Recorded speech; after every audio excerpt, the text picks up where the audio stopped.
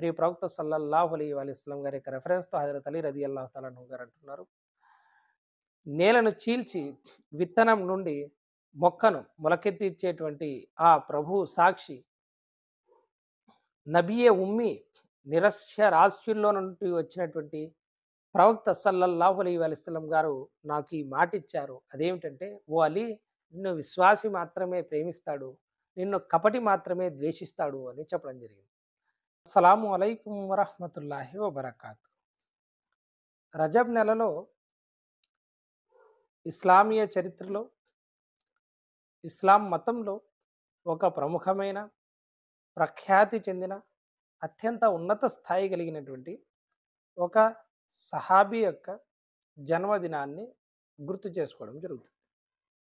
అహ్లే సున్నత్ వల్ జమాత్‌లో కానివ్వండి, అహ్లే తషయ్యు అంటే షియాల్లో కానివ్వండి, ఈ రెండిట్లో కూడా ఆయన యొక్క పుట్టుక గాని, ఆయన యొక్క ఇహలోకం వీడడం గాని, ఈ 2 సందర్భాలు చాలా ప్రత్యేకమైనవి మరియు గుర్తుంచుకోదగినవిగా మనం చెప్పుకోవచ్చు. చరిత్ర పరంగా చూసుకుంటే హజ్రత్ అలీ రదియల్లాహు తాలా అన్హు గారి యొక్క జన్మదినం ఈ నెలలోనే జరిగిందని చరిత్రకారులు చెప్పడం జరుగుతుంది. హజరత్ అలీ రదియల్లాహు తాలా అన్హు గారు ప్రియప్రవక్త సల్లల్లాహు అలైహి వసల్లం గారి బాబాయ్ అంటే అబీ తాలిబ్ గారు మరియు వారి చిన్నమ్మ అయినటువంటి ఫాతిమా బింతే అసద్ దంపతులకు మక్కాలో ఈ నెలలో జన్మించినట్టుగా చెప్తారు.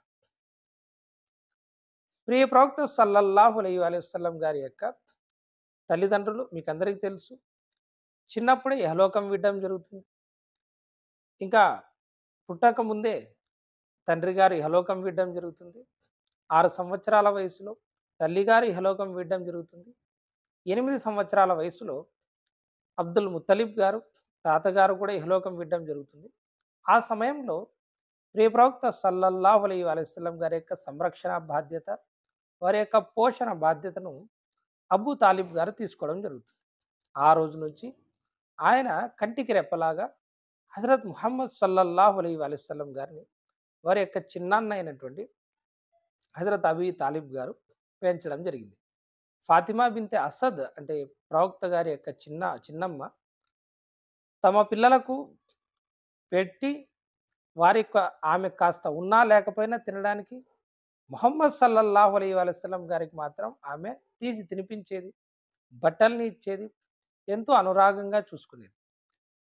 ప్రవక్త సల్లల్లాహు అలైహి వసల్లం గారు పెద్దయిన తర్వాత మీకందరికీ తెలుసు 25 సంవత్సరాల వయసులో బీబీ ఖదీజా గారిని వివాహం చేసుకోవడం జరిగింది. ప్రవక్త సల్లల్లాహు అలైహి వసల్లం గారు కూడా వ్యాపారంలో, ఇతర కార్యక్రమాల్లో నిమగ్నమై ఉన్నారు.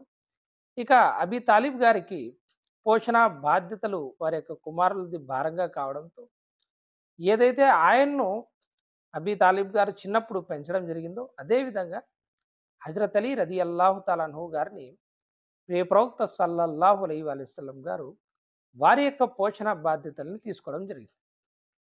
ఒక రకంగా చెప్పాలంటే ప్రియ ప్రవక్త సల్లల్లాహు అలైహి వసల్లం గారు తమ యొక్క ప్రవక్త పదవిని ప్రకటించక మునుపు 8 సంవత్సరాల మునుపు అని చెప్పుకోవచ్చు మనం. హజరత్ అలీ రదియల్లాహు తాలా అన్హు గారు జన్మించడం జరిగింది.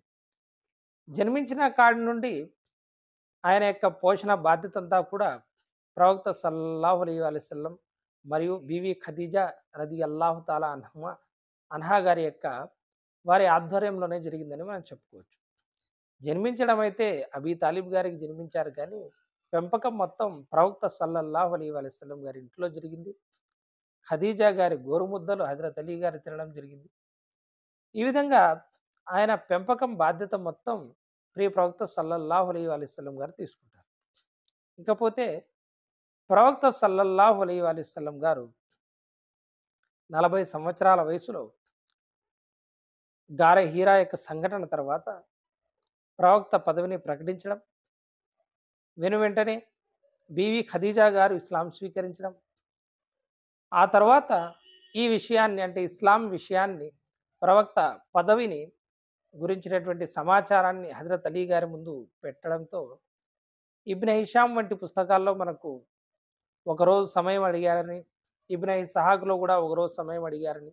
అయితే అంతలోనే మళ్ళీ ఒకరోజు కూడా సమయం తీసుకోకుండానే వారి తండ్రి గారిని అడిగి కొన్ని రివాయతుల ప్రకారం వారి తండ్రి గారి యొక్క అనుమతి కూడా తీసుకోకుండానే ముహమ్మద్ సల్లల్లాహు అలైహి వసల్లం గారి మీద ఉన్నటువంటి నమ్మకంతో, అపారమైనటువంటి ప్రేమతో హజరత్ అలీ రదియల్లాహు తఆలా అన్హు గారు కూడా ఇస్లాం స్వీకరించడం జరుగుతుంది. ఆయన ఇస్లాం స్వీకరించే నాటికి ఆయన యొక్క వయసు 8 సంవత్సరాలుగా, 9 సంవత్సరాలుగా, 10 సంవత్సరాలుగా ఉల్లేఖనాలు వివిధ రకాలుగా వస్తాయి. ఏదేమైనప్పటికీ 10 సంవత్సరాల వయసు కంటే ఆయన వయసు ఎక్కువగా లేదని కూడా మనం చెప్పుకోవచ్చు. పైపెచ్చు ప్రవక్త సల్లల్లాహు అలైహి వసల్లం గారి ఇంటిలో ఉండడం, మొదటి 2, 3 సంవత్సరాలు అంత బాహాటంగా సందేశ ప్రచారం జరగలేదు. కేవలం దారె అర్కంలో దాయిరే అర్కంలో అంటే అర్కం బిన్ అబీల్ యొక్క వారి ఇంట్లో మక్కాలో ప్రవక్త సల్లల్లాహు అలైహి వసల్లం గారు గోప్యంగా ఇస్లాం యొక్క ప్రచారాన్ని చేసేవారు. హజరత్ అలీ రదియల్లాహు తఆలా అన్హు గారు కూడా ఆ యొక్క సమావేశాల్లో పాల్గొనేవారు. ఇంకా చెప్పాలంటే మనకు ముస్తదరక్ హాకింలో ఒక హదీస్ ఉంటుంది. హజరత్ అఫీఫ్ గారి యొక్క ఉల్లేఖనం, ఆయన ఇంకా అప్పటికి ఇస్లాం స్వీకరించలేదు. మరియు హజరత్ అబ్బాస్ గారి యొక్క ఆయన సమక్షంలో ఈ ఉల్లేఖనం జరుగుతుంది. అప్పటికి ఆయన కూడా ఇస్లాం స్వీకరించలేదు. ఒకరోజు ఆయన వ్యాపారం నిమిత్తం మక్కాకు రావడంతో కాబతుల్లా వద్ద ప్రియ ప్రవక్త సల్లల్లాహు అలైహి వసల్లం గారు నమాజ్ చేయడానికి వచ్చారు. ఆ సంఘటన ఆయన ఎలా చెప్తున్నారంటే, నేను కాబతుల్లా వద్ద వ్యాపారం నిమిత్తమై వచ్చాను మక్కాకు. అంతలో ఒక నవ యువకుడు కాబతుల్లా దగ్గరికి రావడం జరిగింది. ఆయన ఏదో చేస్తున్నారు ఆరాధన. అంతలోనే వారి వెనుక ఒక స్త్రీ రావడం జరిగింది. అంతలోనే వారి తర్వాత ఒక పిల్లవాడు రావడం జరిగింది. వారు ముగ్గురు కలిసి కాబతుల్లా వద్ద ఆరాధనలు జరిపారు. వారు ముగ్గురు కలిసి కాబతుల్లా వద్ద ఆరాధన చేయడం జరిగింది. ఈ సన్నివేశాన్ని చూసి నేను హజరత్ అబ్బాస్ గారిని అడిగాను, ఎవరు వీళ్ళు, ఏం చేస్తున్నారు వీళ్ళు అని చెప్పేసి. దానికి హజరత్ అబ్బాస్ గారు తెలియజేస్తారు, ఈ ముందు వచ్చినటువంటి నవ యువకుడు ఎవరైతే ఉన్నారో ఆయన మా యొక్క తమ్ములం గారి కుమారులు, అంటే హజరత్ అబ్దుల్లా గారి యొక్క కుమారులు. నేను ఆయనకు చిన్నాన్న అవుతాను. ఆయన వెనుక ఉన్నది బీవి ఖదీజా, ఆయన యొక్క భార్య. అదేవిధంగా ఆయన పక్కన ఉన్నటువంటి పిల్లవాడు ఎవరైతే ఉన్నారో అతను కూడా మా సోదరుని యొక్క కుమారులు. ఆయనకు నేను చిన్నాన్న అవుతాను. కాబట్టి ఈ ముగ్గురు ఏం చేస్తున్నారంటే ఇస్లాం మతాన్ని వీళ్ళు స్వీకరించారు. ఆ ఇస్లాం మతం యొక్క ప్రవక్తగా మా సోదరుని కుమారులు ముహమ్మద్ సల్లల్లాహు అలైహి వసల్లం గారు ప్రకటించడం జరిగింది. ఆ ఇస్లాం స్వీకరించినటువంటి వాళ్ళలో బీవి ఖదీజా గారు, ఈ హజరత్ అలీ రదియల్లాహు తఆలా అన్హు గారు ఉన్నారు. భూమి మీద కేవలం ఈ ముగ్గురు మాత్రమే ఇప్పటికీ ఇస్లాం స్వీకరించినటువంటి వాళ్ళల్లో ఉన్నారు అని చెప్పేసి చెప్పడం జరిగింది. ఇది ఇస్లాం స్వీకరించాక హజరత్ అఫీఫ్ గారు తెలియజేస్తున్నారు, ఒకవేళ నేను గనక ఆ రోజు ఇస్లాం స్వీకరించి ఉంటే నేను 4వ వాడిని అయ్యేవాడినేమో అని చెప్పేసి ఆయన చెప్పడం జరిగింది. ఈ సంఘటనతో మనకేం తెలుస్తుందంటే, ప్రియప్రవక్త సల్లల్లాహు అలైహి వసల్లం గారి సంరక్షణలో ఉంటూ ఇస్లాం స్వీకరించడం మాత్రమే కాకోకుండా ఇంకా నమాజులు ఫర్జ్ కాకముందు కూడా ప్రవక్త గారితో పాటు హజరత్ అలీ రదియల్లాహు తఆలా అన్హు గారు నమాజుల్ని నెరవేర్చడం జరిగింది. అందుకే ఖసాయిసే అలీలో ఇమాం నసాయి గారు తెలియజేస్తారు, ఆయన పుస్తకం ఉంది. హజరత్ అలీ గారి యొక్క సంబంధించి ఆయన ఫజాయిల్కి సంబంధించి రివాయతులన్నీ కూడా అందులో ఉన్నాయి. నేను ప్రజల కంటే 7-8 సంవత్సరాల ముందే నమాజ్ను ప్రారంభించాను. నేను మొట్టమొదట ఇస్లాం స్వీకరించాను అని చెప్పేసి అందులో కొన్ని రివాయతులు ఉండడం జరిగింది. అంటే నమాజులు ఫర్జ్ అయింది మనకు మేరాజ్ తర్వాత, అంటే ఈ నెలలో ఏదైతే మనం షబే మేరాజ్ అంటామో ఆ సంఘటన దాదాపుగా మనకు 10 సంవత్సరాల తర్వాత 10వ సంవత్సరం లేదా 9వ సంవత్సరంలో మనకు జరగడం జరిగింది. అంటే ప్రియప్రవక్త సల్లల్లాహు అలైహి వసల్లం గారు ప్రవక్త పదవిని ప్రకటించిన తర్వాత 10 సంవత్సరాలకు మనకు నమాజులు ఫర్జ్ అయ్యాయి. కానీ అంతవరకు కూడా హజరత్ అలీ రదియల్లాహు తఆలా అన్హు గారు అంతకుముందే నమాజులు చేయడం ప్రారంభించారు. ఇకపోతే మీకు అందరికీ తెలుసు, ప్రవక్త సల్లల్లాహు అలైహి వసల్లం గారు హిజ్రత్ చేయడం జరిగింది మదీనాకు. ఆ సమయంలో ఆయన వద్ద ఎన్నో అమానతులు, అంటే విలువైనటువంటి వస్తువులు ప్రవక్త సల్లల్లాహు అలైహి వసల్లం గారి మీద నమ్మకంతో ప్రజలు ఖురైషులు ఆయన వద్ద పెట్టేవారు. అయితే అల్లాహ్ తఆలా హిజ్రత్‌కి ఆదేశం ఇచ్చాడు. మదీనాకు వెళ్ళాలి. ప్రవక్త సల్లల్లాహు అలైహి వసల్లం గారు ఆ అమానతులన్నీ అప్పగించడానికి ఆ రోజున ఎవరిని ఉంచారు అంటే హజరత్ అలీ రలియల్లాహు తఆలా అన్హు గారిని ఆయన పడక మీద ఉంచి ప్రవక్త సల్లల్లాహు అలైహి వసల్లం గారు మొత్తం పొద్దునంతా ఎవరి అమానతులు వాళ్ళకు అప్పగించేసి నీవు నన్ను ఖుబాలో అంటే మదీనాకు ముందు వచ్చి కలువు అని చెప్పేసి ప్రవక్త గారు చెప్పడం జరుగుతుంది. ప్రవక్త గారి మీద నమ్మకంతో, ప్రవక్త గారి యొక్క మాట మీద నమ్మకంతో ఖురైషులు ఆ ఇంటిని చుట్టుముట్టి ఉన్న ప్రవక్త గారి యొక్క మంచం మీద ఆయన దుప్పటిని కప్పుకొని హజరత్ అలీ రలియల్లాహు తఆలా అన్హు గారు ఆ రోజు ప్రాణాలకు తెగించి పడుకోవడం జరుగుతుంది. తెల్లారాక ప్రవక్త సల్లల్లాహు అలైహి వసల్లం గారు రాత్రి కరామత్‌గా అల్లాహ్ తఆలా యొక్క రక్షణలో ఎవరికీ కనిపించకోకుండా వారి యొక్క కళ్ళ ముందరనే వెళ్ళిపోవడం జరుగుతుంది. తెల్లారిన తర్వాత హజరత్ అలీ గారిని ఆ యొక్క మంచం మీద చూసి వాళ్ళంతా కంగు తింటారు. వాళ్ళు ఆయన్ను బంధించి కొట్టేటువంటి ప్రయత్నం కూడా చేస్తారు. అయితే వీరిది చాలా పెద్ద తెగ కాబట్టి బనీ హాషిం తెగ కాబట్టి అంతటి సాహసానికి పూనుకోరు. హజరత్ అలీ రలియల్లాహు తఆలా అన్హు గారు ఆ యొక్క సామాన్లనన్నీ అప్పగించి ప్రవక్త సల్లల్లాహు అలైహి వసల్లం గారి దగ్గరికి బయలుదేరారు. ఆ తర్వాత ప్రవక్త సల్లల్లాహు అలైహి వసల్లం గారి చిన్నమ్మ అయినటువంటి ఫాతిమా బిన్తే అసద్ గారు కూడా హిజ్రత్ చేసి మదీనాకు రావడం జరుగుతుంది. అయితే హజరత్ అలీ రలియల్లాహు తఆలా అన్హు గారు ఆ అమానతులన్నీ పనిచేసి కూబాకు చేరుకుంటారు. అంటే మదీనా నుండి ఒక 6, 7 మైళ్ళ దూరంలో ఉంటుంది. ఇప్పుడైతే దాదాపుగా కలిసిపోయింది. అక్కడ ప్రవక్త సల్లల్లాహు అలైహి వసల్లం గారు హజరత్ అలీ రలియల్లాహు తఆలా అన్హు గారి కోసం ఎదురు చూస్తూ ఉంటారు. వారు వచ్చిన తర్వాత ఇద్దరూ కలిసి మదీనాలోకి వెళ్ళడం జరుగుతుంది. మీకందరికీ తెలుసు ప్రవక్త సల్లల్లాహు అలైహి వసల్లం గారు మదీనాలోకి వచ్చిన తర్వాత అన్సార్లకు, ముహాజిరీన్లకు ఒక బంధాన్ని ఏర్పాటు చేయడం జరిగింది. ఒక సోదర బంధాన్ని ఏర్పాటు చేయడం జరిగింది. అంటే ఒక ముహాజిరీన్, ఒక అన్సార్ ఇంట్లో ఆశ్రయం, వారి యొక్క తిండి మొత్తం ఇవన్నీ చూసుకునే విధంగా ఒక సోదర బంధాన్ని ఏర్పాటు చేయడం జరిగింది. అయితే ఇందులో హజరత్ అలీ రలియల్లాహు తఆలా అన్హు గారికి ఎవరిని ఏర్పాటు చేయకపోవడంతో ఆయన అడగడం జరుగుతుంది. మిగతా అందరికీ ఈ యొక్క సోదర బంధం ఏర్పాటు చేశారు. మరి నాకు చేయలేదు అంటే కొన్ని రివాయతుల ప్రకారం ప్రవక్త సల్లల్లాహు అలైహి వసల్లం గారు అంటారు, "ఓ అలీ, ఈ లోకంలోను మరియు పరలోకంలోను మీరు నా సోదరులు" అని చెప్పేసి పలకడం జరుగుతుంది. అంటే ప్రవక్త సల్లల్లాహు అలైహి వసల్లం గారి వద్ద ఆయన యొక్క స్థాయి అంతగా ఉంది. దాని తర్వాత మీకందరికీ తెలుసు మస్జిదే నబవి నిర్మాణం జరుగుతుంది. దాని తర్వాత కొంతకాలానికి 2వ శకం హిజ్రీలో ప్రవక్త సల్లల్లాహు అలైహి వసల్లం గారు అల్లాహ్ తఆలా యొక్క మార్గనిర్దేశకం మేరకు అల్లాహ్ తఆలా సహాబాని మరియు ప్రవక్త సల్లల్లాహు అలైహి వసల్లం గారిని ఒక అనుకోని పరిణామం రీత్యా బద్ర్ మైదానం వద్ద ఉంచడం జరుగుతుంది యుద్ధానికి. అది ఎవరు ఊహించినటువంటి పరిణామం. ఒక పక్క మన వాళ్ళు, మన సహాబాలు 313 మంది దాదాపుగా ఉన్నారు. అటుపక్క 1000 మంది దాకా ముష్రికీన్ అరబ్ ఉన్నారు, ఖురైషులు ఉన్నారు. అరబ్ యొక్క ఖురైషులు, మక్కా యొక్క ఖురైషులు. వారి దగ్గర ఆయుధాలున్నాయి. మన వాళ్ళ దగ్గర అంత ఆయుధాలు లేవు. చాలా తక్కువగా ఉన్నాయి. ఒంటెలు తక్కువగానే ఉన్నాయి.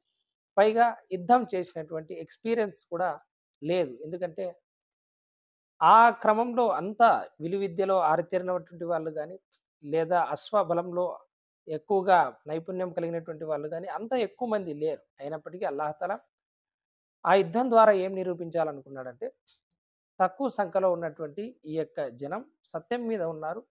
మీరు బాతిల్ మీద, అసత్యం మీద ఉన్నారు. దీన్ని నేను ప్రూఫ్ చేస్తాను. దీన్ని నేను నిరూపిస్తాను అని చెప్పేసి అల్లాహ్ తఆలా అనుకోని రీతిలో అక్కడ ఒక యుద్ధం ఏర్పాటు చేయడం జరిగింది.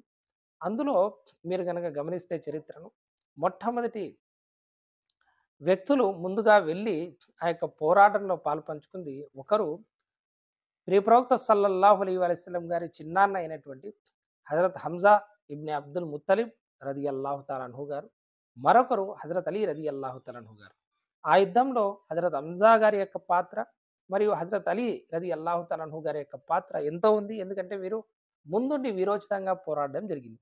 అందుకే వారికి హంజా గారన్నా, హజరత్ అలీ గారన్నా ముష్రికీనే మక్కాకు చాలా కోపం. ఎందుకంటే చాలా మందిని వీరి యొక్క చేతులతో వారు నరకానికి పంపడం జరిగింది.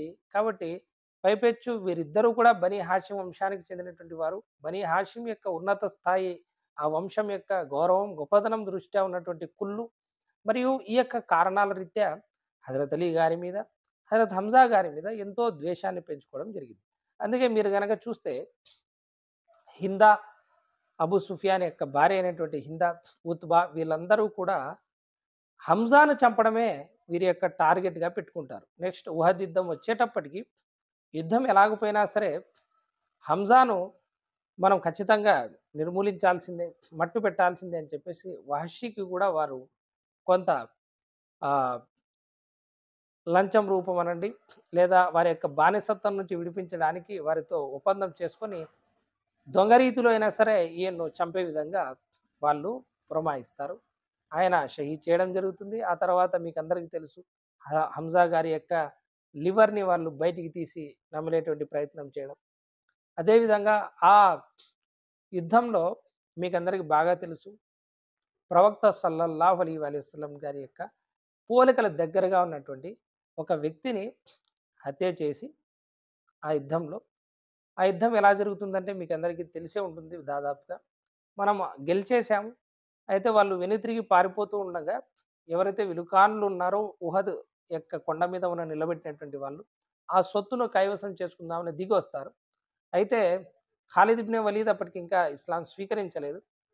ఆయన ఏం చేస్తాడంటే ఆయన ఏం చేస్తాడంటే ఈ కొండ వెనక వైపు నుంచి సైన్యాన్ని తీసుకొచ్చి పైనుంచి విల్లుకాండ్రు లేరు కాబట్టి, బాణాలు వేసేవాళ్ళు లేరు కాబట్టి మనకు ప్రొటెక్షన్ లేదని వాళ్ళకి అర్థమైపోయి వెనక నుంచి వస్తారు.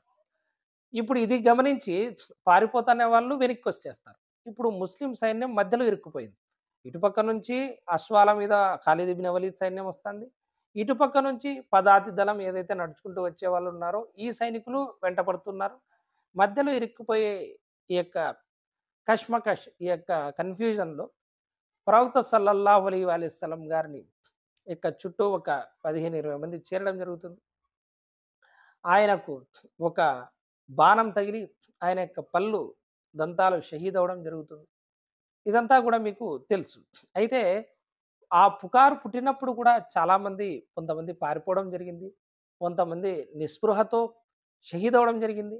కానీ హజరత్ అలీ రదియల్లాహు తఆలా అన్హు గారు మాత్రం వెనక్కి తగ్గకోకుండా అందరితో పోరాడి ప్రవక్త సల్లల్లాహు అలైహి వసల్లం గారి దగ్గరికి ఎట్టకేలకు చేరుకుంటారు. వారిని సురక్షితంగా యుద్ధం ఉహద్ యొక్క పర్వతం పైకి తీసుకెళ్తారు. మీకు బుఖారీలో కూడా హదీస్ దొరుకుతుంది ఇది. ఆ రోజున ప్రవక్త సల్లల్లాహు అలైహి వసల్లం గారికి ఆయన యొక్క దంతాలు షహీద్ అయినప్పుడు నోట్లో నుంచి రక్తం కారేది. దానికి అడ్డుపెట్టి ప్రవక్త సల్లల్లాహు అలైహి వసల్లం గారి దగ్గరలో ఒక చలమలో నుండి ఆయన యొక్క డాలును ఉపయోగించి నీరు తీసుకొస్తారు. అదంతా శుభ్రం చేస్తారు. బీవీ ఫాతిమా రదియల్లాహు తఆలా అన్హా గారు అక్కడే ఉహద్ పర్వతం మీద ఈ మనం చాప అంటామే, ఖర్జూరం ఆకులతో చేసినటువంటి చాప అట్లాంటి దాన్ని కాల్చి ఇక్కడ ఆ రక్తం రాకోకుండా అడ్డు పెట్టడం జరుగుతుంది. ఎవరు ఇంతమంది సహాబాలున్నా సరే ఆ సేవ చేయడానికి ఎవరైతే ఉన్నారో వాటిలో ఎప్పుడు ముందుండేటువంటి వాళ్ళు బీవీ ఫాతిమా గారు, హజరత్ అలీ గారు. ఎందుకంటే ఫాతిమా గారు కూతురు, అదేవిధంగా హజరత్ అలీ రదియల్లాహు తఆలా అన్హు గారు కొడుకు లాంటి వారు, తమ్ముడు లాంటి వారు. చిన్నప్పటి నుంచి ఆయన వద్దే పెరగడం మూలంగా ప్రవక్త గారితో ఆ విధమైనటువంటి అనుబంధం ఉండేదనమాట. అంటే పర్సనల్ సేవ ఏదైతే ఉందో ఇట్లాంటిది ఏదైనా ఉంటే ప్రవక్త గారికి హజరత్ అలీ గారు చేసేవారు. మరియు ఆయనంటే ఎంత ఇష్టం అంటే ప్రాణాన్ని కూడా లెక్క చేయకోకుండా ప్రవక్త గారి కోసం పోరాడినటువంటి వ్యక్తి హజరత్ అలీ రదియల్లాహు తఆలా అన్హు గారు. అయితే బదర్ యుద్ధం తర్వాతే బీబీ ఫాతిమా రదియల్లాహు తఆలా అన్హా గారికి మరియు హజరత్ అలీ రదియల్లాహు తఆలా అన్హు గారికి వివాహం కూడా జరగడం జరుగుతుంది.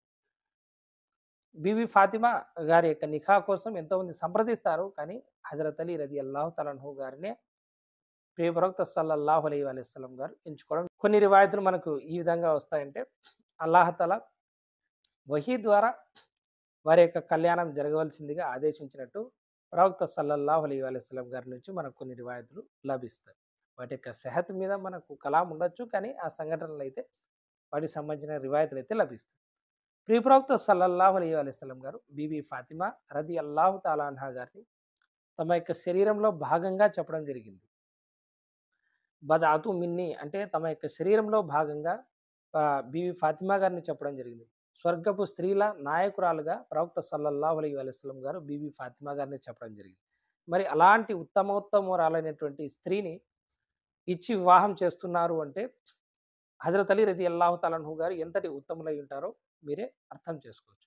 అదేవిధంగా మరొక హదీస్‌లో దీని తర్వాత హజరత్ అలీ రదియల్లాహు తఆలా అన్హు గారికి సంతానం కలుగుతారు. హజరత్ హసన్ జన్మిస్తారు. దాని తర్వాత హజరత్ హుస్సేన్ జన్మిస్తారు. వీరి గురించి ప్రవక్త సల్లల్లాహు అలైహి వసల్లం గారు ఏమంటారంటే, ఈ ఇద్దరు కూడా స్వర్గం యొక్క 2 పూలు.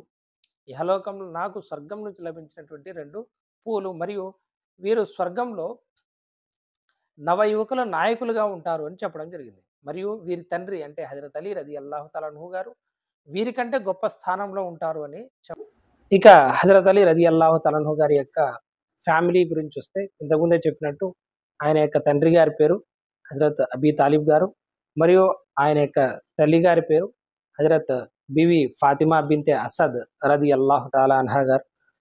అదేవిధంగా బీబీ ఫాతిమా రదియల్లాహు తఆలా అన్హా గారిని ఆయన మొదటి వివాహం చేసుకోవడం జరిగింది. ఇక్కడ మొదటి వివాహం బీబీ ఫాతిమా గారు ఇహలోకం వీడేంత వరకు కూడా హజరత్ అలీ రదియల్లాహు తఆలా అన్హు గారు ఇంకొక వివాహం చేసుకోలేదు. ఈ రకంగా ప్రవక్త సల్లల్లాహు అలైహి వసల్లం గారు ఆయన నుంచి మాట తీసుకోవడం జరిగింది. అయితే హజరత్ అలీ రదియల్లాహు తఆలా అన్హు గారు మరియు బీబీ ఫాతిమా రదియల్లాహు తఆలా అన్హా గారి యొక్క సంతానం ఎవరెవరంటే వీరికి 3 కుమారులు. ఒకరు హజరత్ హసన్ రదియల్లాహు తఆలా అన్హు గారు, ఇంకొకరు హజరత్ హుసైన్ రదియల్లాహు తఆలా అన్హు గారు, ఇంకొకరు హజరత్ ముహసిన్ రదియల్లాహు తఆలా అన్హు గారు. ఈయన చిన్నతనంలోనే ఇహలోకం వీడడం జరుగుతుంది. ఈయన పెద్ద వయసుకు చేరుకోలేదు. దీని తర్వాత కూతుర్లు హజరత్ అలీ రదియల్లాహు తఆలా అన్హు గారికి బీవీ జైనబ్ గారు మరియు బీవీ రుఖయ్య గారు, బీవీ ఉమ్మె కుల్సుమ్ గారు, బీవీ జైనబ్ గారు, బీవీ రుఖయ్య గారు, బీవీ ఉమ్మె కుల్సుమ్ గారు. అంటే ప్రియప్రవక్త సల్లల్లాహు అలైహి వసల్లం గారి యొక్క కూతుర్లు ఎవరైతే ఉన్నారో వారి పేర్లే హజరత్ అలీ రదియల్లాహు తఆలా అన్హు గారు వారి సంతానానికి వారి కుమార్తెలకు పెట్టడం జరిగింది. దీన్ని బట్టి అర్థం చేసుకోవచ్చు ఆయన ఎంతటి ప్రేమను ప్రవక్త గారి పట్ల కలిగి ఉన్నారనేది. తర్వాత బీవీ ఫాతిమా గారి ఇహలోకం వీడిన తర్వాత ఆయన వేరొకరిని వివాహం చేసుకోవడం జరిగింది. ఉదాహరణకు హనఫియా అనేటువంటి ఒక స్త్రీని వివాహం చేసుకోవడం జరిగింది. ఆమె నుంచి ముహమ్మద్ గారు జన్మించడం జరుగుతుంది. ముహమ్మద్ బిన్ అల్ హనఫియా గారు. అదేవిధంగా మిగతా వాళ్ళు హజరత్ అబ్బాస్ గారు కానీ మిగతా వాళ్ళు కూడా ఆయన సంతానం ఉన్నారు. మిగతా భార్యలు కూడా ఉన్నారు, కానీ వారందరినీ కూడా ప్రస్తావించేటువంటి సమయం ఇప్పుడు లేదు. అయితే ఎక్కువ మంది సంతానం ఉండడం జరిగింది. వారిలో కొంతమందిని మీరు కర్బలా మైదానంలో చూస్తారు. అబ్బాస్ అలం బర్దార్ అని మీరు వినే ఉంటారు.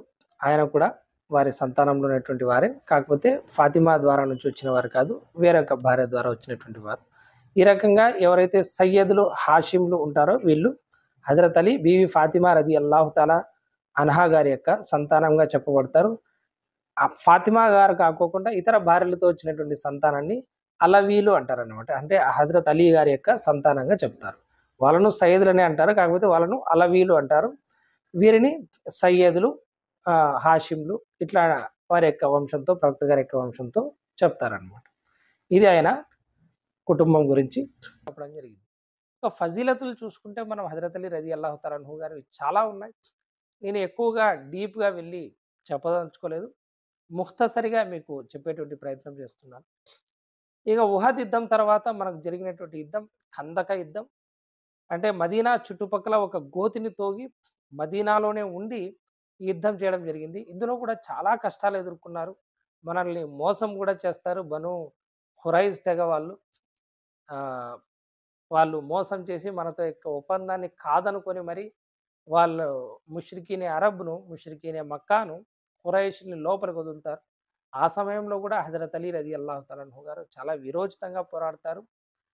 మీకు ఎక్కడైనా సరే ఈ యొక్క యుద్ధాల్లో అది బదర్ యుద్ధం కానివ్వండి, ఉహద్ యుద్ధం కానివ్వండి, ఖందక యుద్ధం కానివ్వండి, ఒకవేళ మ్యాన్ ఆఫ్ ది మ్యాచ్ కనుక అవార్డు కనుక మీరు పెట్టినట్లయితే దాంట్లో బదర్ యుద్ధంలో ఖచ్చితంగా హజరత్ హంజా గారు, హజరత్ అలీ గారు వస్తారు.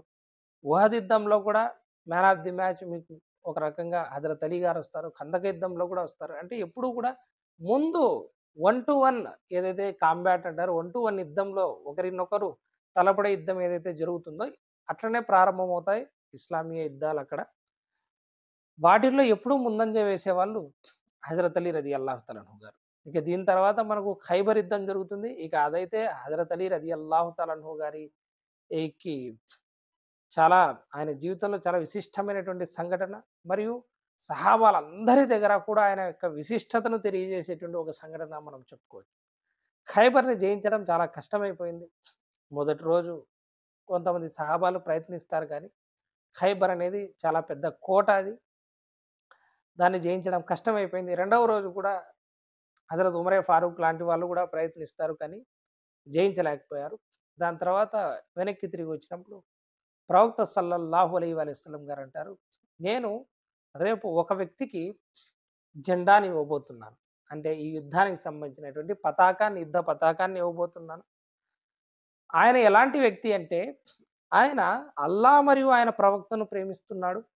మరియు అల్లా మరియు ఆయన ప్రవక్త కూడా ఆయన్ని ప్రేమిస్తున్నారు అని చెప్పేసి అంటారు. హజరత్ ఉమర్ గారు అంటారు, మీకు బుఖారీలో ఈ హదీస్ దొరుకుతుంది. హజరత్ ఉమర్ గారు ఏమంటారంటే, ఆ రోజు సహాబాలందరూ కూడా నిద్రపోకుండా ఎదురు చూశారు తెల్లవారే వరకు. నిద్ర రాలేదు వారికి. ఎంత పెద్ద టైటిల్ అది. అల్లా మరియు ఆయన ప్రవక్తను మనం ప్రేమించడం, దావా చేయడం ఒక ఎత్తైతే, అల్లా మరియు ఆయన ప్రవక్త కూడా ప్రేమిస్తున్నారని చెప్పడం ఇది చాలా పెద్ద టైటిల్ ఇది.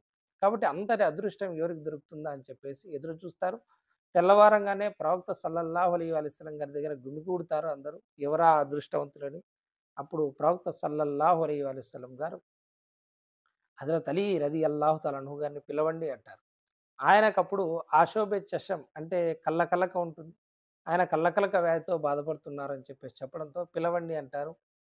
ప్రవక్త సల్లల్లాహు అలైహి వసల్లం గారు తమ యొక్క లుఆబే దహన్ అంటే పవిత్రమైనటువంటి లాలాజలాన్ని తీసి ఆయన యొక్క కళ్ళల్లో ఉంచడంతో అక్కడ షిఫా లభిస్తుంది, స్వస్థత లభిస్తుంది.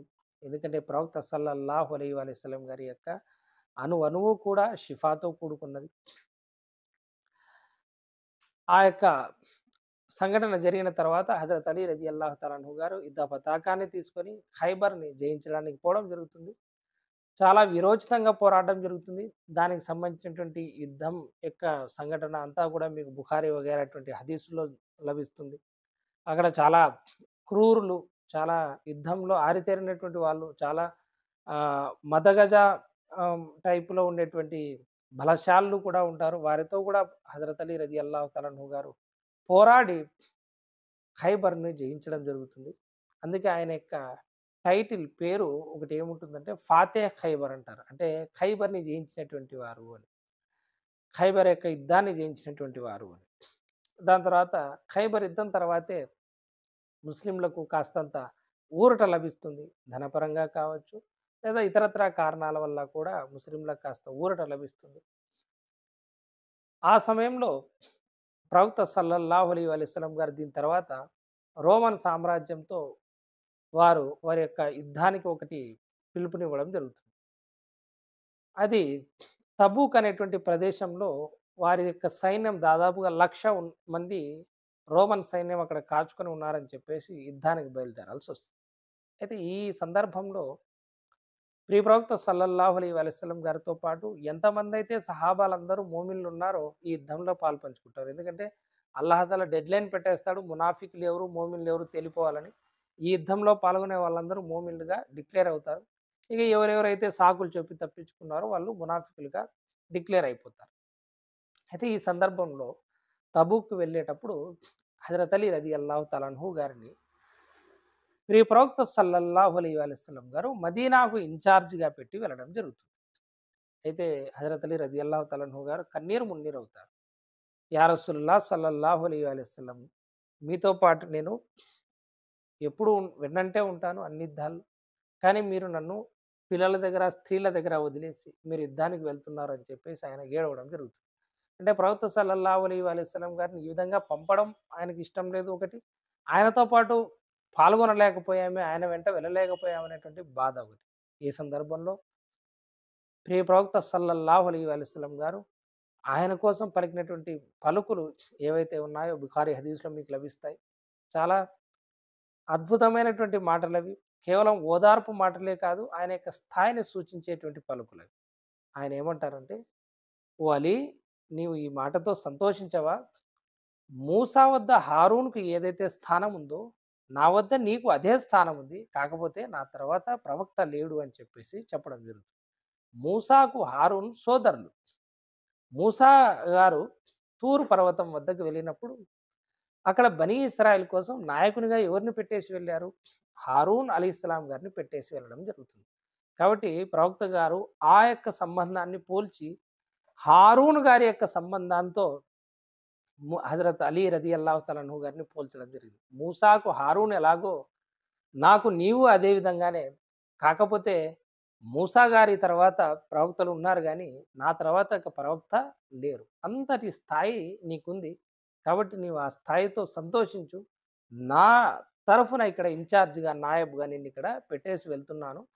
ఎందుకంటే అందరూ ఖాళీ చేసి వెళ్ళినప్పుడు మిగిలిన ఖురైషులు ఏదైతే మక్కాకు సంబంధించినటువంటి వాళ్ళు ఎవరైనా సరే ఇక్కడ లేదా వేరే తెగ వాళ్ళు మదీనాలో దాడి చేసేటువంటి అవకాశం ఉంది కాబట్టి ఇక్కడ వీరోచితమైనటువంటి వ్యక్తి కావాలి కాబట్టి ప్రవక్త సల్లల్లాహు అలైహి వసల్లం గారు హజరత్ అలీ రదియల్లాహు తఆలా అన్హు గారిని పెట్టి వెళ్ళడం జరుగుతుంది. ఇక తబూక్ యుద్ధం జరగకుండానే ముగుస్తుంది. వెనక్కి వస్తారు. దాని తర్వాత ప్రియ ప్రవక్త సల్లల్లాహు అలైహి వసల్లం గారు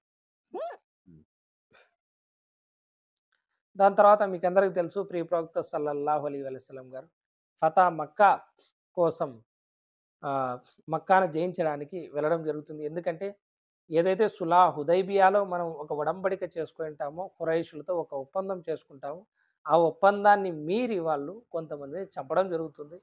అందుకని ప్రవక్త సల్లల్లాహు అలైహి వసల్లం గారు అల్లా ఆజ్ఞ మేరకు మక్కా మీద విజయం సాధించడానికి వెళ్తారు. కాకపోతే అక్కడ ఎటువంటి యుద్ధం చేయరు. వారినందరినీ కూడా ప్రవక్త సల్లల్లాహు అలైహి వసల్లం గారు మన్నించడం జరుగుతుంది. ఆ సందర్భంలో కూడా ప్రియ ప్రవక్త సల్లల్లాహు అలైహి వసల్లం గారు కొన్ని ఫర్మానాలు జారీ చేయడానికి ఎవరిని పంపిస్తారు అంటే హజరత్ అలీ రదియల్లాహు తఆలా అన్హు గారిని పంపిస్తారు. ఎందుకంటే ఖురైషుల్లో బనీ హాషిం యొక్క వంశంలో ప్రవక్త సల్లల్లాహు అలైహి వసల్లం గారి తర్వాత ఆ స్థాయి గుర్తింపు ఉన్నటువంటి వ్యక్తిగా మనం చెప్పదలుచుకుంటే హంజా రదియల్లాహు తఆలా అన్హు గారిని చెప్పొచ్చు. కానీ ఆయన ఉహద్ యుద్ధంలో షహీద్ అవ్వడం జరుగుతుంది. ఇక బనీ హాషింలో ఒక ధృవతార మెరిసేటువంటి ధృవతార ఎవరైనా ఉన్నారు అంటే గిన అది హజరత్ అలీ రదియల్లాహు తఆలా అన్హు గారిగా మనం చెప్పుకోవచ్చు. కాబట్టి ఒక స్థాయి ఉన్నటువంటి వ్యక్తి ఎలాన్ చేస్తేనే వారు ఖురైష్‌లు అంగీకరించేటువంటి పరిస్థితి అన్నమాట. కాబట్టి ఈ యొక్క భాగ్యం కూడా హజరత్ అలీ రదియల్లాహు తఆలా అన్హు గారికి దక్కుతుంది. ఇక దాని తర్వాత మక్కాలో జరిగినటువంటి కొన్ని విశిష్టమైనటువంటి సంఘటనలు కాబతుల్లా వద్ద ఏదైతే విగ్రహాలు పెట్టినారో వాటిని తీసేసేటువంటి క్రమంలో హజరత్ అలీ రదియల్లాహు తఆలా అన్హు గారు కూడా పాల్గొన్నారు. ఏవైతే సమాధుల్ని ఎత్తుగా ఉన్నటువంటి సమాధుల్ని నేలమట్టం చేసేటువంటి బాధ్యతను కూడా ప్రవక్త సల్లల్లాహు అలైహి వసల్లం గారు హజరత్ అలీ గారికి అప్పగించడం జరిగింది. దాని తర్వాత ప్రియ ప్రవక్త సల్లల్లాహు అలైహి వసల్లం గారు మదీనాకు తిరిగి వస్తారు. దాని తర్వాత మీకందరికీ తెలుసు ఆఖరి హజ్ చేస్తారు. హజ్జతుల్ విదా అంటారు.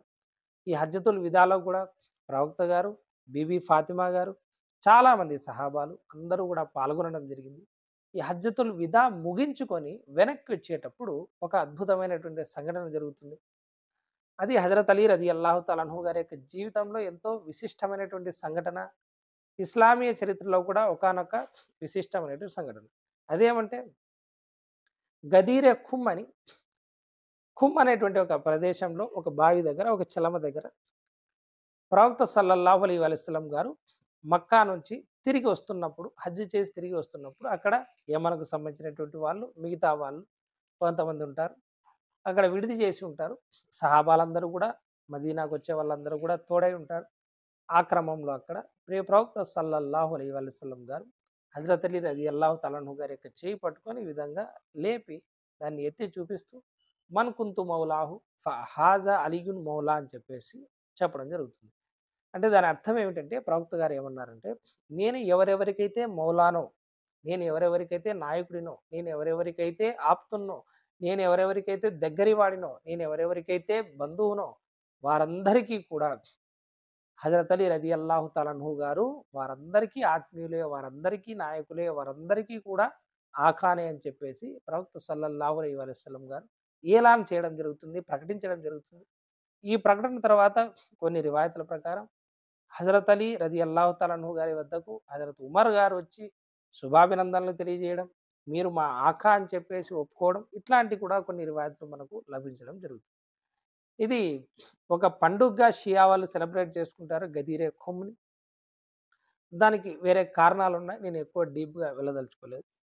దీని తర్వాత ప్రియప్రవక్త సల్లల్లాహు అలైహి వసల్లం గారు జబ్బు పడడం జరుగుతుంది.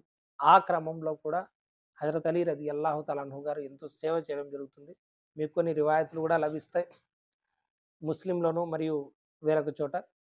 ప్రియప్రవక్త సల్లల్లాహు అలైహి వసల్లం గారు ఆఖరి దినాల్లో మస్జిద్ నబవీకి ఇంటి దగ్గర నుంచి వచ్చేటప్పుడు చాలా కష్టంగా రావడం జరుగుతుంది.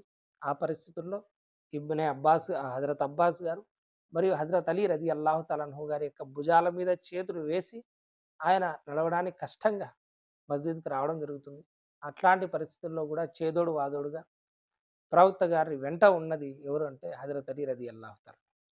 దాని తర్వాత ప్రవక్త సల్లల్లాహు అలైహి వసల్లం గారు ఇహలోకం వీడేటువంటి సమయం వస్తుంది.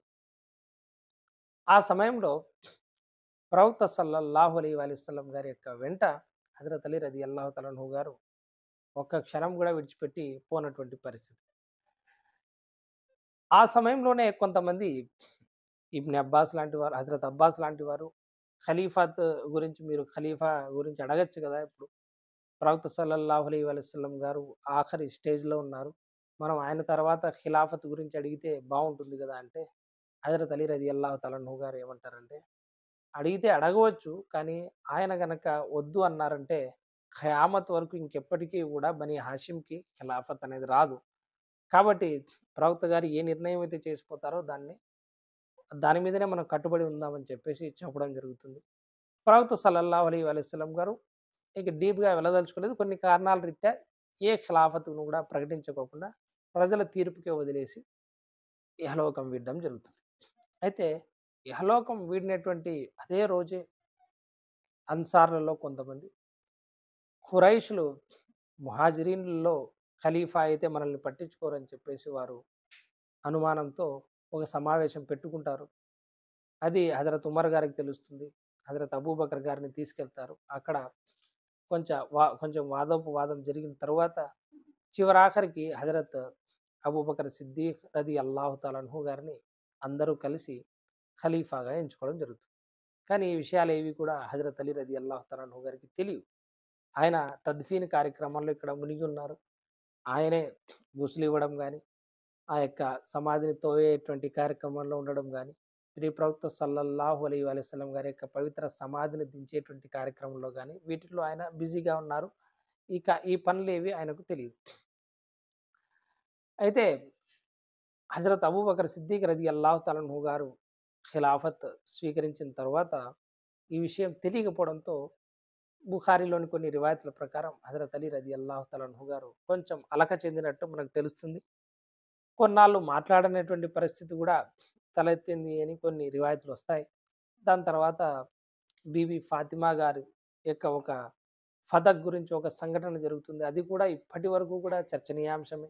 హజరత్ అబూబకర్ సిద్దిక్ గారు, ఫాతిమా గారి మధ్య జరిగినటువంటి ఆ యొక్క భేదాభిప్రాయం ఏదైతే ఉందో దాని మీద 2 ఫిరకాలు, 2 వర్గాలుగా చీలిపోయి ఆ సంఘటన గురించి పదే పదే ప్రతి సంవత్సరం కూడా కొట్టుకుంటూనే ఉంటారు, చెప్పుకుంటూనే ఉంటారు. హజరత్ అలీ రదియల్లాహు తఆలా అన్హు గారు ఎట్టకేలకు తర్వాత హజరత్ అబూబకర్ సిద్దిక్ రదియల్లాహు తఆలా అన్హు గారి చేతుల మీద బైత్ చేయడం జరుగుతుంది.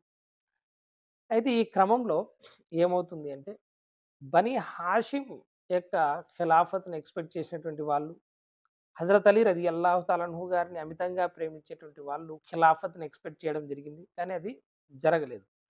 ఈ యొక్క హరీబరీలో ఆ యొక్క ఖలీఫా ఎన్నిక జరగడంతో ఆ మనసులో కొంతమందికి ఆ యొక్క కలంక ఉంది. ఉదాహరణకు కొన్ని రివాయతులో చెప్పాలనుకుంటే అబూ సుఫియాన్ గారు కూడా మీరు ఖిలాఫత్ గనక ప్రకటిస్తామనుకుంటే మేము మీ వెంట నిలుస్తామని చెప్తారు. అయితే హజరత్ అలీ రదియల్లాహు తఆలా అన్హు గారు మందలిస్తారు. ప్రవక్త సల్లల్లాహు అలైహి వసల్లం గారు చెప్పని పని నేనెందుకు దావా చేస్తాను? ఇట్లాంటి పనులు నేను చేయను. ఉమ్మత్‌ని 2గా చీల్చేటువంటి నేను ప్రయత్నం చేయను అని. హజరత్ అలీ రదియల్లాహు తఆలా అన్హు గారి గురించి ప్రవక్త సల్లల్లాహు అలైహి వసల్లం గారు కొన్ని భవిష్య సూచనలు చెప్పడం జరిగింది. అదేమంటే ఒక హదీస్‌లో వస్తుంది. వలి నేను ఖురాన్ అవతరణ గురించి యుద్ధం చేయాల్సొచ్చింది. కానీ నువ్వు ఖురాన్ అన్వయం గురించి అంటే ఖురాన్ యొక్క అర్థాన్ని గురించి నువ్వు యుద్ధం చేయాల్సి వస్తుంది అని చెప్పేసి. అదేవిధంగా ఇమాం అహ్మద్ బిన్ హంబల్ గారిది ఫజాయిలే సహాబా పుస్తకంలో స్వయంగా హజరత్ అలీ రదియల్లాహు తఆలా అన్హు గారు మౌఖూఫన్ ఈ యొక్క హదీస్‌ను తెలియజేస్తున్నారు. ప్రవక్త సల్లల్లాహు అలైహి వసల్లం గారు నాకు తెలియజేశారు. 2 వర్గాలు నన్ను ప్రేమించి ఒక వర్గం నరకంలోకి పోతుంది. నన్ను ద్వేషించి ఒక వర్గం నరకంలోకి పోతుంది అని చెప్పేసి చెప్పడం జరిగింది. నా యొక్క ఉపమానం ఈసా అలైహిస్సలాం గారి మాదిరి ఉంటుంది. ఆయన్ను ప్రేమలో అధికంగా చెప్పి ఒక వర్గం గుమ్రావడం జరిగింది. ఆయన్ను ద్వేషించి ఒక వర్గం గుమ్రావడం జరిగింది. నా జీవితంలో కూడా ఈ విధంగా జరుగుతుంది అని ప్రవక్త సల్లల్లాహు అలైహి వసల్లం గారు చెప్పడం జరిగింది అని చెప్పేసి అనడం జరిగింది. కాబట్టి ఇవన్నీ కూడా ఆయన జీవితంలో అన్నీ ప్రూవ్ అయితాయి. మీరు గనక చూసుకుంటే ప్రవక్త సల్లల్లాహు అలైహి వసల్లం గారు వేరెవరికీ కూడా ఇలాంటి మాటలు చెప్పలేదు. అట్లాంటి మాటలను హజరత్ అలీ రదియల్లాహు తఆలా అన్హు గారి కోసం చెప్పడం జరిగింది. ముస్లిం షరీఫ్ యొక్క హదీసు దాదాపుగా నాకు తెలిసినంత వరకు 240 నంబర్ హదీసు ప్రవక్త సల్లల్లాహు అలైహి వసల్లం గారి యొక్క రెఫరెన్స్‌తో హజరత్ అలీ రదియల్లాహు తఆలా అన్హు గారు అంటున్నారు. నేలను చీల్చి విత్తనం నుండి మొక్కను మొలకెత్తిచ్చేటువంటి ఆ ప్రభువు సాక్షి నబియే ఉమ్మి నిరక్షరాస్యుల్లో నుండి వచ్చినటువంటి ప్రవక్త సల్లల్లాహు అలైహి వసల్లం గారు నాకు ఈ మాట ఇచ్చారు. అదేమిటంటే, ఓ అలీ, నిన్ను విశ్వాసి మాత్రమే ప్రేమిస్తాడు, నిన్ను కపటి మాత్రమే ద్వేషిస్తాడు అని చెప్పడం జరిగింది. ప్రవక్త సల్లల్లాహు అలైహి వసల్లం గారి తర్వాత హజరత్ అలీ గారి యొక్క ప్రేమ ఏదైతే ఉందో ఆయన్ని ప్రేమించేటువంటి వారు విశ్వాసులుగా, ఆయన్ని ద్వేషించేటువంటి వారు కపటులుగా గుర్తించబడేవారు. ఎందుకంటే ఆయన పర్సనాలిటీనే ఆ విధమైనటువంటి పర్సనాలిటీ. అంటే సత్యానికి కట్టుబడి ఉండేటువంటి పర్సనాలిటీ. ప్రవక్త సల్లల్లాహు అలైహి గారి యొక్క మాటను కాదనటువంటి ఒక్క ఇంచు కూడా ఆయన యొక్క సున్నత్ నుండి దూరంగా జరగనటువంటి పర్సనాలిటీ. సత్యాన్ని ముఖం మీదే చెప్పేటువంటి పర్సనాలిటీ. సత్యానికి కొంచెం కూడా అటు ఇటు పోనటువంటి పర్సనాలిటీ.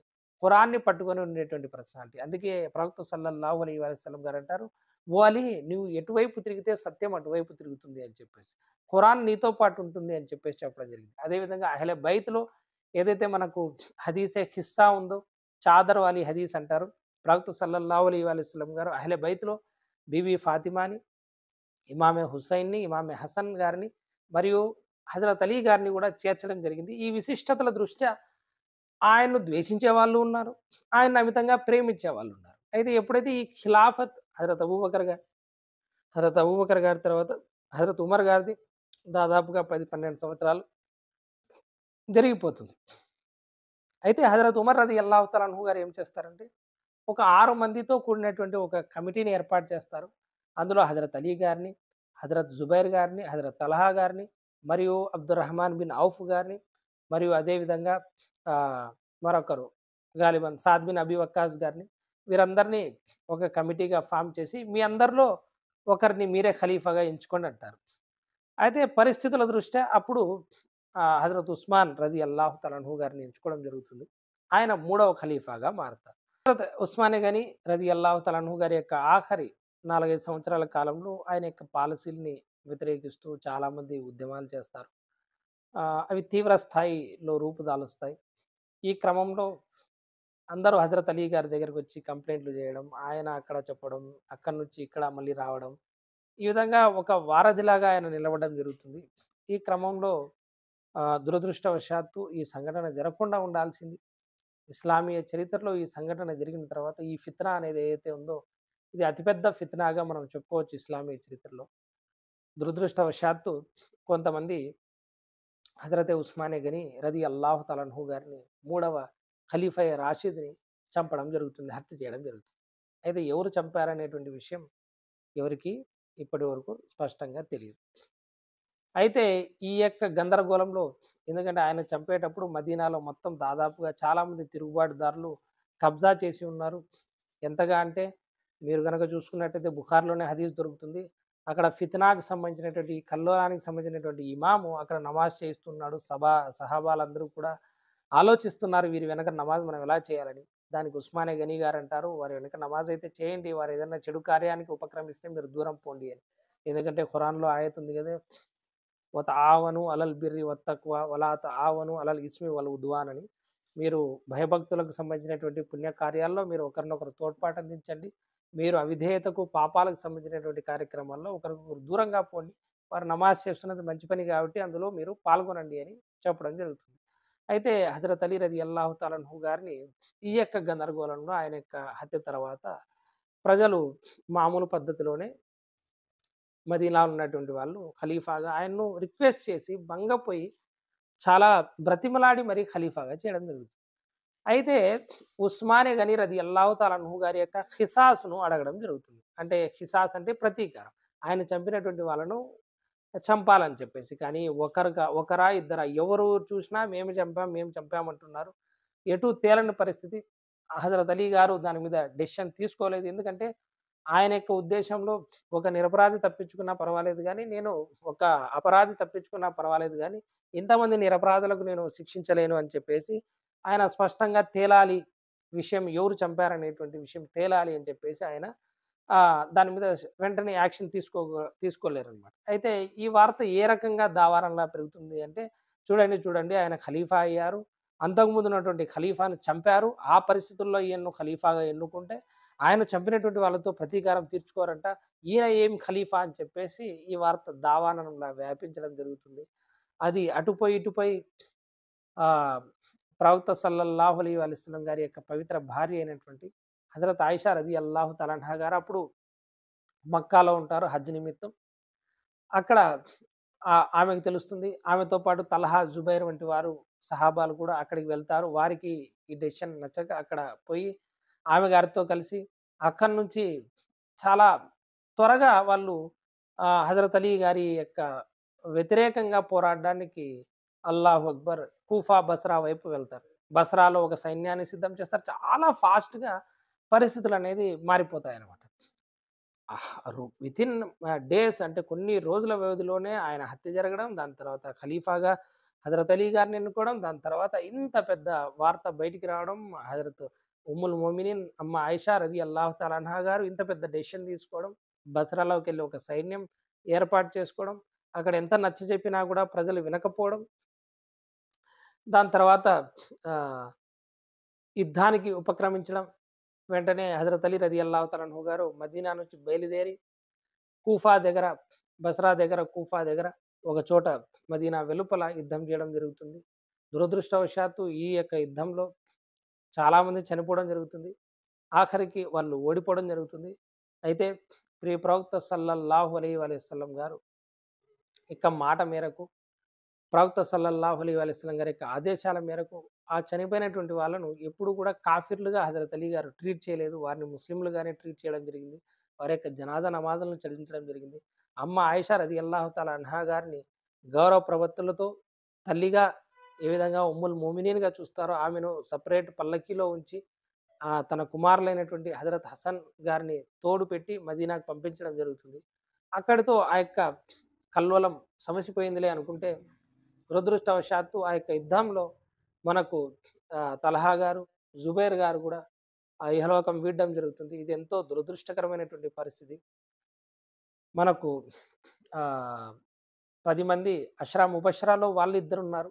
కానీ అక్కడ వాళ్ళు చనిపోవడం జరుగుతుంది. కానీ దాన్ని కూడా హజరత్ అలీ గారి యొక్క ఖాతాలో వేస్తారు. ఎందుకంటే దానితో ఆయనకి ఎటువంటి సంబంధం లేదు. నేను ఎక్కువ తఫ్సీల్‌లో వెళ్ళదలుచుకోలేదు. ఈ యొక్క కల్లోలం ముగియక ముందే హజరత్ ఉస్మాన్ రలియల్లాహు తఆలా అన్హు గారు అమీరే మావియా గారికి బంధువులు. ఆయన ప్రతీకారం తీర్చుకోలేదని చెప్పేసి తెలిసి అక్కడి నుండి నాకు ప్రతీకారం కావాల్సిందే, లేదంటే మీ ఖిలాఫత్‌ను ఒప్పుకోను అని అక్కడి నుండి ఆయన కూడా యుద్ధానికి రావడం జరుగుతుంది. ఈ యుద్ధం చాలా భయంకరమైన యుద్ధం ఇది. చాలా నెలలు గడిచింది. దీన్ని జంగే సిఫ్ఫీన్ అంటారు. సిఫ్ఫీన్ ప్రాంతం వద్ద జరిగింది. నేను తఫ్సీలాతులోకి పోదలుచుకోలేదు. ఈ యొక్క యుద్ధం చాలా రోజులు జరిగింది. ఎంతోమంది చనిపోవడం జరిగింది. ఇస్లామీయ చరిత్రలో ఇది కూడా ఒక రక్తపు మరకగా మనం చెప్పవచ్చు. ఈ యొక్క జంగే సిఫ్ఫీన్ చాలా కాలం పాటు జరుగుతుంది. అందులో హజరత్ అలీ రలియల్లాహు తఆలా అన్హు గారి తరఫు నుంచి మరియు హజరత్ అమీరే మావియా రలియల్లాహు తఆలా అన్హు గారి తరఫు నుంచి చాలామంది కూడా షహీద్ అవ్వడం జరుగుతుంది. అయితే కొన్ని అనుకోని పరిస్థితుల రీత్యా ఇక్కడ సంధి ఒప్పందం జరిగేటువంటి ప్రయత్నం జరుగుతుంది. కానీ కొంతమంది అంటే ఖవారిజ్లు అనబడేటువంటి వాళ్ళు వీళ్ళు ఈ యొక్క ఒప్పందాన్ని గురించి అడ్డుపడతారు. హజరత్ అలీ గారు నౌజుబిల్లా కాఫిర్ అయిపోయారు. అల్లా యొక్క హుకుము అల్లాహ్ తల యొక్క ఆదేశాన్ని నెలకొల్పకోకుండా ఈయన యుద్ధం చేయకోకుండా రాజీ పడుతున్నారు అని చెప్పేసి ఆయన మీద కుఫ్రు ఫత్వాలు ఇవ్వడం జరుగుతుంది.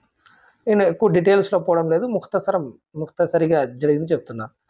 అయితే అందులో నుంచి దాదాపుగా 10,000 మంది సైన్యం పక్కకు వచ్చేసి వాళ్ళు నెహర్వాన్ అనేటువంటి ఒక ప్రదేశంలో అక్కడ విడిది చేసి హజరత్ అలీ రదియల్లాహు తఆలా అన్హు గారిని ఎలాగైనా సరే మట్టు పెట్టాలని చెప్పేసి ఆలోచిస్తూ ఉంటారు. వారితో హజరత్ అలీ రదియల్లాహు తఆలా అన్హు గారు యుద్ధానికి వెళ్ళడం జరుగుతుంది. దాన్ని జంగే నెహర్వాన్ అంటారు. దాదాపుగా అక్కడ 5-6 వేల మంది చనిపోవడం జరుగుతుంది. ఈ ఖవారిజ్లు ఎవరైతే ఉన్నారో ఈ మధ్యలో నుంచి బయటకు వచ్చినటువంటి వాళ్ళు వీరి గురించి ప్రియ ప్రవక్త సల్లల్లాహు అలైహి వసల్లం గారు ముందే చెప్పడం జరిగింది. ఒక రివాయత్ ప్రకారం హజరత్ అలీ గారికి ప్రవక్త గారు చెప్పారు, ఖవారిజ్లు ఎవరైతే ఉన్నారో వారితో యుద్ధం చేసేటువంటి వాళ్ళు వారికంటే ఉత్తములు మరొకరు లేరు అని చెప్పడం జరిగింది.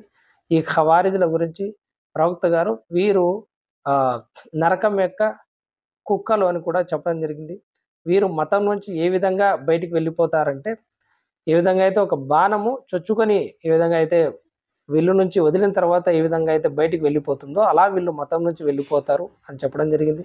అదేవిధంగా వీళ్ళు ఖురాన్ చదువుతారు కానీ వారి యొక్క హలక్ అంటే ఈ యొక్క కంఠనాళం నుంచి కిందికి దిగదు అని చెప్పేసి చెప్పడం జరిగింది. అందుకే వాళ్ళు హజరత్ అలీ రదియల్లాహు తఆలా అన్హు గారు ఏ విధమైనటువంటి పరిస్థితుల్లో సంధి ఒప్పందం చేసుకున్నారో దాని గురించి ఆలోచించుకోకుండా ఖురాన్ యొక్క అన్వయం సరిగా చేసుకోకోకుండా, ఇంతకుముందే చెప్పారు కదా ప్రవక్త గారు, నేను ఖురాన్ని ఒప్పించడానికి యుద్ధం చేస్తే నువ్వు ఖురాన్ని అన్వయించడాన్ని ఆ భావాన్ని ఒప్పుకోవడానికి చేయాల్సి వస్తుంది అని ఆ విధంగా వారితో యుద్ధం చేయడం జరిగింది. మీరు కనుక చూసుకుంటే ఖిలాఫత్ తీసుకున్న మొదటి రోజు నుంచి కూడా ఇదే విధమైనటువంటి కష్టాలు ఆయన. ఏ వ్యక్తి అయితే ఇస్లాం యొక్క గ్రాఫ్ని తన యొక్క జీవితం పెరుగుదలతో చూస్తూ వచ్చారో, అంటే ఆయన చిన్నప్పటి నుంచి మనకు ప్రవక్త గారి ద్వారా అక్కడ ఇస్లాం అనేది ప్రారంభమైతే మక్కాలో, అక్కడి నుంచి ఇస్లాం ఆయనతో పాటు పెరుగుతూ వచ్చింది. ఆయన ఇస్లాంతో పాటు పెరుగుతూ వచ్చారు. ఇక పీక్ టైంలో ఆయన ముసలివారు అవుతున్నటువంటి తరుణంలో ఖిలాఫత్ వచ్చి ఆ సమయంలో ఈ విధమైనటువంటి ఫిత్నాలు రావడం, ఈ విధమైనటువంటి ముస్లింలతో యుద్ధాలు చేయడానికి పరిస్థితులు రావడం ఆయన్ను చాలా బాధ పెట్టేది. ఆయన ముసన్నఫ్ ఇబ్న్ అబీ షైబాలో రివాయత్ ఉంటుంది. దాని ప్రకారం ఆయన కూఫాకు రాజధానిగా మారుస్తారు. చాలా దూరం వరకు వెళ్ళి ఒక బావి దగ్గర కూర్చొని ఏడుస్తూ కూర్చుండేవారు. ఈ దినం నేను చూడకపోయింటే బాగుండేది. నా చేతుల ద్వారా నా యొక్క హయాంలో ఇన్ని చావులు జరుగుతున్నాయి. కానీ నేను సత్యాన్ని వెన్నంటే ఉంటాను. సత్యం నుండి వెనక్కి తగ్గలేను. నేనేం చేసేది అని చెప్పేసి ఆయన బాధపడుతూ ఉంటారు. చివరాఖరికి ఈ నెహర్వాన్ అనే వాళ్ళు ఎవరైతే ఉన్నారో ఖవారిజ్లు, అక్కల్లా కొంతమంది తప్పించుకొని బ్రతికిపోతారు. వాళ్ళు ఏమని ఒప్పందం చేసుకుంటారు అంటే, అందులో ఉన్నటువంటి సభ్యులు, మనం ఈ ఫిత్నాలన్నిటికీ మూల కారణం ఎవరు వారి దృష్టిలో? హజరత్ అలీ గారు నౌజుబిల్లా, హజరత్ అమీరే మావియా గారు నౌజుబిల్లా, హజరత్ అమర్ ఇబ్న్ ఆస్ గారు ఎవరైతే అమీరే మావియాకు సాయం చేస్తూ ఉంటారు. ఈ ముగ్గురి వల్లనే మనకు ఈ యొక్క ఖిలాఫత్ నిజాం అనేది చెడిపోయింది. కాబట్టి ఈ ముగ్గురిని మనం ఒకటే సమయంలోనే అంతమొందించాలి అని చెప్పేసి ప్లాన్ వేసుకుంటారు. ఆ ప్లాన్కి అనుగుణంగానే ఒక వ్యక్తి అబ్దుర్ రెహమాన్ ఇబ్న్ ముల్జిమ్ అనేటువంటి వ్యక్తి ఖారిజీ కూఫాలో జామియా మస్జిద్లో రంజాన్ నెలలో దాదాపుగా 21వ ఉపవాసానికి మస్జిద్లో రావడం జరుగుతుంది. ఫజర్ నమాజ్ తర్వాత హజరత్ అలీ గారి వెనకల కత్తికి విషాన్ని పూసుకొని ఆ కరవాలాన్ని దగ్గర పెట్టుకోవడం జరుగుతుంది. అక్కడ అమీరే మావియా గారిని చంపడానికి అక్కడ ఒక వ్యక్తి వెళ్తాడు. అమర్ ఇబ్న్ ఆస్ గారిని చంపడానికి ఆయన సిరియాకు గవర్నర్గా ఉండే, ఆయన్ను చంపడానికి ఒక వ్యక్తి వెళ్తారు. అయితే అమీరే మావియా గారు ఆ రోజు ఫజర్ నమాజ్కి అనారోగ్య కారణాల రీత్యా రారు. అమర్ ఇబ్న్ ఆస్ గారు తప్పించుకుంటారు. అయితే హజరత్ అలీ రదియల్లాహు తఆలా అన్హు గారి మీద ఆ యొక్క దాడి జరుగుతుంది. ఆయన అక్కడే తల మీద దాడి జరుగుతుంది. ఆ విషం ఎక్కడంతో ఆ తర్వాత రక్తపాతం జరిగి ఆయన అక్కడ ఇహలోకం వీడడం జరుగుతుంది. అప్పుడు కూడా ఆయన ప్రియ ప్రవక్త సల్లల్లాహు అలైహి వసల్లం గారి యొక్క బాటలోనే నేను నా తర్వాత ఖిలాఫత్ యొక్క విషయాన్ని మీకే వదిలేస్తాను. అప్పుడు అందరూ అంటారు, "మేము హసన్‌ని ఎంచుకుంటాం. మీ తర్వాత ఖలీఫాగా మీరు చెప్పండి" అంటే, "నేను ఏది చెప్పను. మీ ఇష్టం. నేను ప్రవక్త గారు ఏ పరిస్థితుల్లో అయితే వదిలిపోయానో, అదే పరిస్థితుల్లోనే వదిలిపోయాను" అంటారు. అల్లాహ్ తఆలా ఆయనతో రాజీ అవ్వుగాక. ఆయన ఇస్లాం కోసం చేసినటువంటి సేవలు ఎంతో గొప్పవి. ఇంతకుముందే చెప్పినట్టు చిన్నప్పటి నుంచి ప్రవక్త గారితో ఉండడం, ఆయనకు ప్రతి పనిలో, ప్రతి యుద్ధంలో తోడుండడం ఒకటైతే, ఆయన యొక్క జ్ఞానము, ఆయన యొక్క హిక్మతు, ఖురాన్ మీద ఆయనకున్నటువంటి పట్టు మనం ప్రశంసనీయమైనదనమాట. ఈ సహాబాల్లో ఏదైనా సమస్య వస్తే ఎవరి వైపుకు వారి యొక్క ముఖాలు తిప్పబడేవి అంటే, ప్రవక్త సల్లల్లాహు అలైహి వసల్లం గారి తర్వాత హజరత్ అలీ రదియల్లాహు తఆలా అన్హు గారి వద్ద. అదే విధంగా అమ్మ ఆయిషా గారి వద్దకు అందరూ మసాయిల్ గురించి ఏదైనా సందేహాలుంటే వెళ్తే, ఒకానొక విషయంలో సందేహం ఉన్నప్పుడు మీరు హజరత్ అలీని అడగండి. ఎందుకంటే ఆయన సఫరో, హజర్‌లో అంటే వెన్నంటి ఆయనే ఉంటారు. ప్రయాణంలో ఉన్నా, ఇంటి వద్ద ఉన్నా ఆయన వెన్నంటే ఉంటారు కాబట్టి దీని గురించి ఆయనకు బాగా తెలిసి ఉంటుంది అని హజరత్ అలీ రదియల్లాహు తఆలా అన్హు గారి గురించి చెప్పడం జరిగింది. సహాబాలందరి మధ్య కూడా ఆయన యొక్క ఇల్ము గురించి ఇత్తెఫాక్ ఉంది. అంటే ఆయన అంతటి జ్ఞానవంతుడు అని చెప్పేసి. అందుకే ఒక రివాయత్ కూడా మనకు లభిస్తుంది. దాని ప్రకారం ప్రవక్త సల్లల్లాహు అలైహి వసల్లం గారు ఈ విధంగా అంటారు, "ఓ అలీ, నేను జ్ఞానం యొక్క పట్టణాన్ని, నీవు ఆ పట్టణానికి వచ్చేటువంటి ద్వారానివి" అని. "అన మదీనతుల్ ఇల్ము ఓ అలియుం బాబుహా" అంటే నేను జ్ఞానం యొక్క పట్టణాన్నయితే, నీవు ఆ నగరం యొక్క దర్వాజావి, నువ్వు తలుపువి అని చెప్పేసి హజరత్ అలీ గారి గురించి చెప్పడం జరిగింది. ఆయన యొక్క ఫత్వాలు చాలా ఫేమస్. ఆయన యొక్క హిక్మత్ మాటలు చాలా ఫేమస్. ఏ సహాబీవి కూడా మీకు ఇన్ని అఖ్వాలు హజరత్ అలీ గారికి దొరికినట్టు దొరకవు. అదే విధంగా ఆయన యొక్క జుహద్ తక్వా, ఆయన యొక్క తక్వా గురించి మనం చెప్పాల్సిన అవసరమే లేదు. ఆయన చాలా అత్యున్నతమైనటువంటి స్థాయి కలిగినటువంటి తక్వాలో ఉండేవారు. ఎన్నో పస్తులున్నారు. ఇస్లాం కోసం చాలా కఠినమైనటువంటి పరిస్థితులు ఎదుర్కొన్నారు.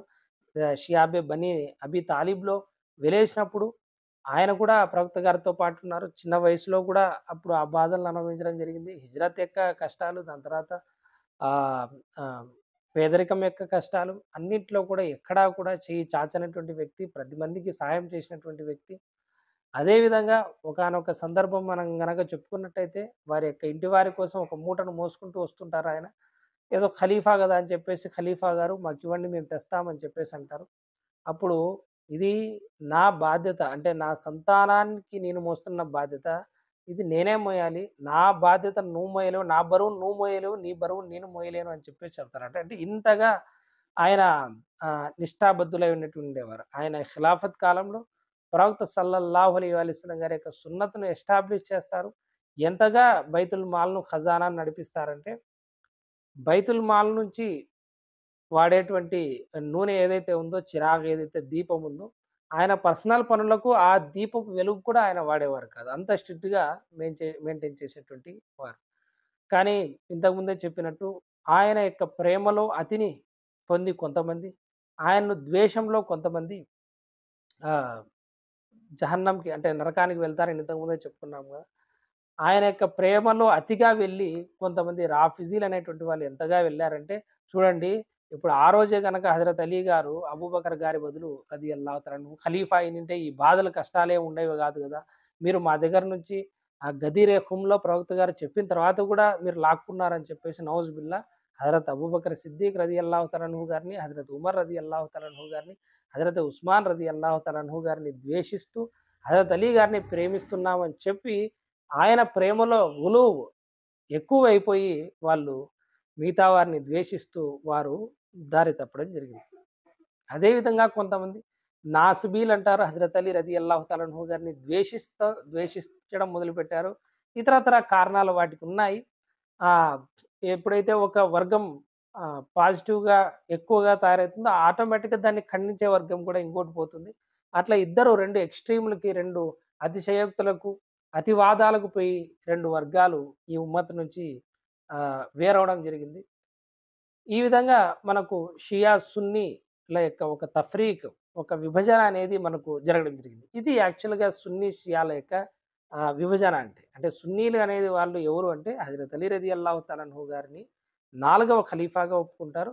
హజరత్ అబూబకర్ సిద్దిక్, హజరత్ ఉమరే ఫారూక్ రదియల్లాహు తఆలా అన్హు, హజరత్ ఉస్మానే గని రదియల్లాహు తఆలా అన్హు, ఆ తర్వాత హజరతే అలీ రదియల్లాహు తఆలా అన్హుమా హజరత్ అలీ రదియల్లాహు తాలా అన్హుం వీళ్ళందరినీ ఈ వరుసలో ఖలీఫాలుగా ఒప్పుకునేటువంటి వాళ్ళు సున్నీలైతే, లేదు లేదు హజరత్ అలీ గారే ప్రవక్త గారి తర్వాత ఖలీఫా అనేటువంటి వాళ్ళు షియా వాళ్ళనమాట. ఇది సి సున్నీ, షియా యొక్క విభేదం. అంతే తప్ప ఏదో మనం చేసే 2, 3 కార్యక్రమాలకి ఇళ్ళల్లో వీళ్ళు సున్నీలని, వాళ్ళు వేరే అని ఇవి చెప్పుకుంటా ఉంటారు. ఎందుకంటే చరిత్ర తెలియదు. ఎందుకు ఈ రకమైనటువంటి మాటలు మాట్లాడతారంటే సరైనటువంటి అవగాహన ఉండదు. ఇకపోతే ఇంతకుముందే చెప్పినట్టు చాలా పెద్ద చరిత్ర ఇది. దాని తర్వాత కూడా కష్టాలు తప్పలేదు. ఆయన యొక్క ఇహలోకం వీడిన తర్వాత కూడా ఈ యొక్క కష్టాల కొనసాగింపే ఉంది. చాలా చోట్ల బను ఉమయ్యాకు చెందినటువంటి వారి యొక్క సంస్థానం వాళ్ళు వారి యొక్క అధికారం లభించినప్పుడు హజరత్ అలీ రదియల్లాహు తఆలా అన్హు గారి గురించి చాలా చెడు మాటలు చెప్పడం జరిగింది. మస్జిద్‌లలో కూడా చెప్పడం జరిగింది. ఆ తర్వాత ఉమర్ బిన్ అబ్దుల్ అజీజ్ రదియల్లాహు తఆలా అన్హు గారు వచ్చి వీటన్నిటిని కూడా ఖతం చేయడం జరుగుతుంది. మొత్తానికి చెప్పొచ్చేది ఏమిటంటే, ఒక ప్రామినెంట్ పర్సనాలిటీ, ఒక అత్యుత్తమమైనటువంటి వ్యక్తి, ప్రవక్త సల్లల్లాహు అలైహి వసల్లం గారి యొక్క అల్లుడు, స్వర్గంలో హసన్, హుసేన్‌ల కంటే ఎక్కువ దర్జాలో ఉన్నటువంటి వ్యక్తి, విశ్వాసులు మాత్రమే ప్రేమించేటువంటి వ్యక్తి, కపటులు మాత్రమే ద్వేషించేటువంటి వ్యక్తి, ప్రవక్త గారి తర్వాత ఇల్ములో, జ్ఞానంలో మనకు ఉమ్మత్‌కి అందరికీ ఆదర్శంగా నిలిచినటువంటి వ్యక్తి హజరత్ అబూబకర్ సిద్దిక్ గారి కాలంలో గాని, హజరత్ ఉమర్ గారి కాలంలో గాని మనకు ఖాజీగా మదీనాకు ఖాజీగా పనిచేశారని చెప్పేసి మనకు కొన్ని ఉల్లేఖనాలు కూడా లభిస్తాయి. తర్వాత జ్ఞానపరంగా ఉమ్మత్ మీద ఎంతో చెరగని ముద్ర వేశారాయన. ఆయన రంజాన్ నెలలో ఇహలోకం వీడడం జరుగుతుంది ఈ నెహర్వాన్ల వల్ల. ఇప్పుడు చూడండి ఎన్ని కష్టాలు అనుభవించారు.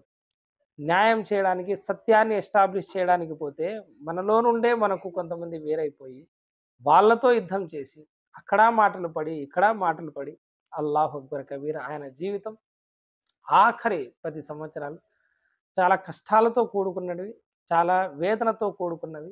ఆయన మాత్రమే దాన్ని అనుభవించగలరు. ఆయన మాత్రమే దాన్ని చేయగలరు. ఒకవేళ హజరత్ అలీ గారు కాకోకుండా ఇంకొకరు ఆ పొజిషన్‌లో ఉంటే మనం ఇస్లాం యొక్క పరిస్థితిని ఈ రోజున ఊహించుకునేటువంటి వాళ్ళం కాదు.